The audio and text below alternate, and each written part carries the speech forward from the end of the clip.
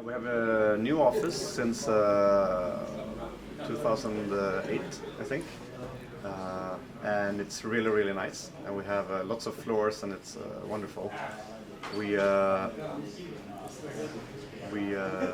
always looking at ways to expand and improve on how things are. I mean, for us, it's important that it's fun to make games. You know, we try to not we try to have really nice places to hang out and to barbecue, and it's, you know, games are about they're not constructed all on paper and then machine made, and they don't become perfect at once. You make, and then you play, and then some things are not fun, and then you iterate and redo. So you actually play. The play part has to be fun because you're simulating what it's like to be the gamer. So it can't be a boring environment.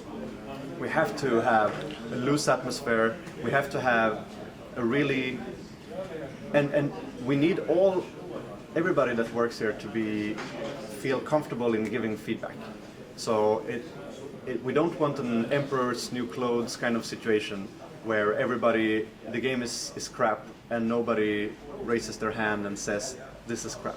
So we want to have an atmosphere where everybody's equal, where the feedback from the managing director is as important as the feedback from, you know, just anybody that's newly hired and that starts in an entry-level position. So that kind of openness, what that means is that we get more feedback and more honest feedback. And I think, yeah, so we're trying to create a nice, friendly, open environment where people are having fun, they're playing and shouting and talking the way you do when you actually play a game for real, and then afterwards you say outright the same thing you'd say to your friends, this and this, but this was shit, we want people to say that. So it's creating an atmosphere where that's going to happen is, I think that's a big part of what we're trying to do here with the office.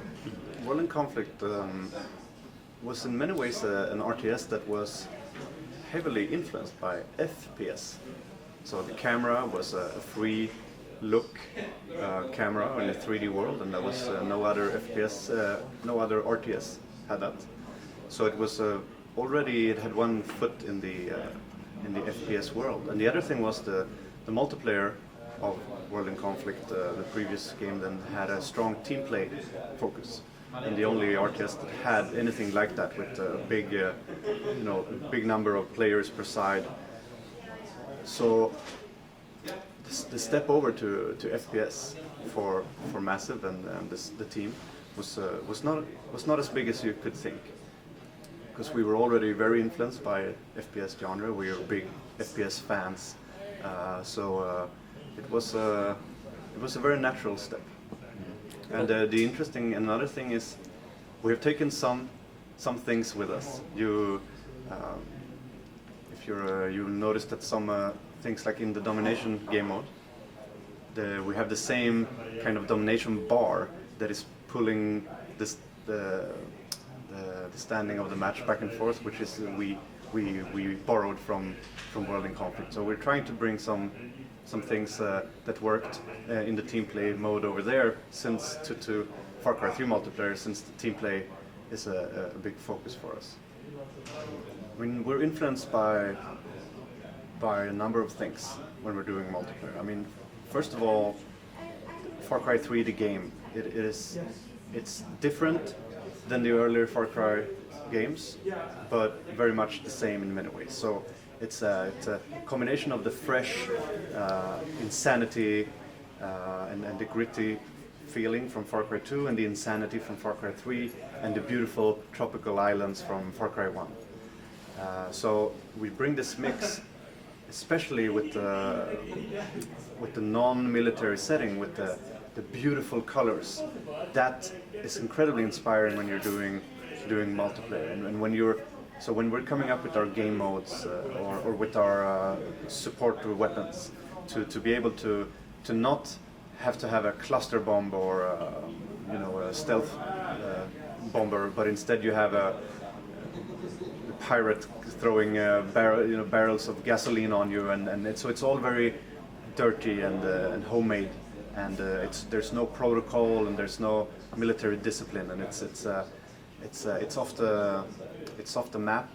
There's no police you can call. It's all very that's very inspiring. So I would say that being able to drop some mind-altering chemicals on players, and they just go insane and they shoot their friends in the back. That's the kind of thing that we are, the new Far Cry is inspiring us to do that, and that's wonderful. So that's not actually, so to go back to your question, like what's the challenge?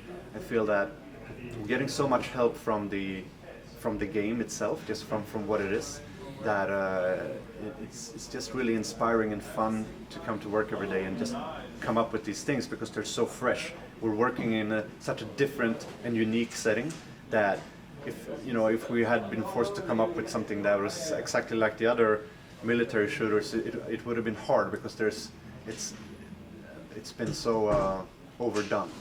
So the other thing for me that is the biggest challenge, and that we've spent a tremendous amount of effort and thought on, that is to create a game that is fun when you go online with strangers that are not interested in team play. To create a game that is fun when you happen to come to such a situation, and to be honest, if you play it on the real internet, that's going to happen. But to also make it so that when you have lots of friends playing a big party, super coordinated, that we support that, and the team play synergies that happen, that they are really strong. So, there's some of these games, but they often fall apart when people aren't doing what they should be doing. And they become a house of cards that collapse when you play online.